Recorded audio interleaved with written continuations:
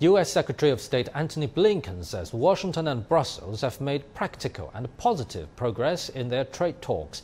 Top U.S. and European Union officials met on Monday in Maryland for the third meeting of the Trade and Technology Council. The two sides have been trying to reach an agreement over the American subsidies for its green industry, which Europe considers anti-competitive. Nathan King has more details.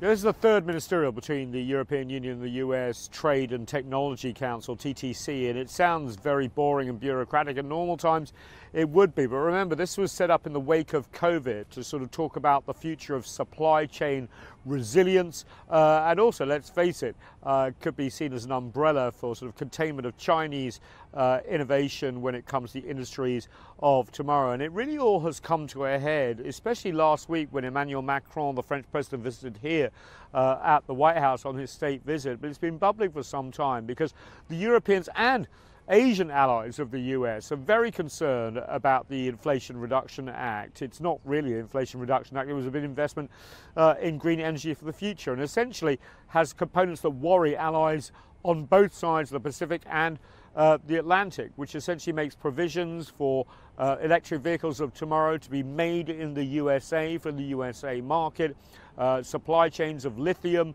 and batteries, end-use batteries composed of that component to be made here, and also tax breaks for people who want to buy electric cars, but they are basically only for US vehicles. Now, this has really upset South Korea, Japan, who complained in Bali at the G20, so did the Europeans, but it came to a head with Emmanuel Macron's visit here. Now, the US President Joe Biden said, look, he stands by and makes no excuses for the Inflation Reduction Act. In fact, the Americans have encouraged the Europeans to make it essentially industrial policy of their own when it comes to the green energy of the future, although that could flout WTO rules. So the Americans say, look, there can be some tweaks.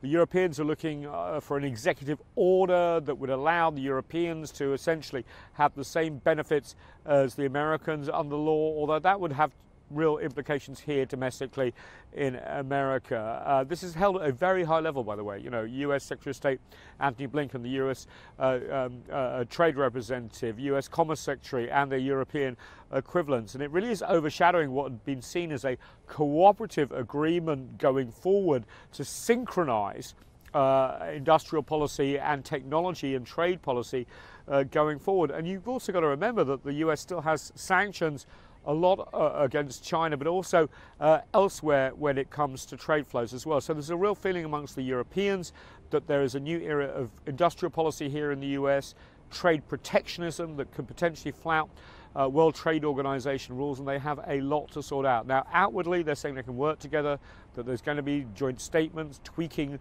of laws, but you can tell privately this is not how this council was meant to go forward.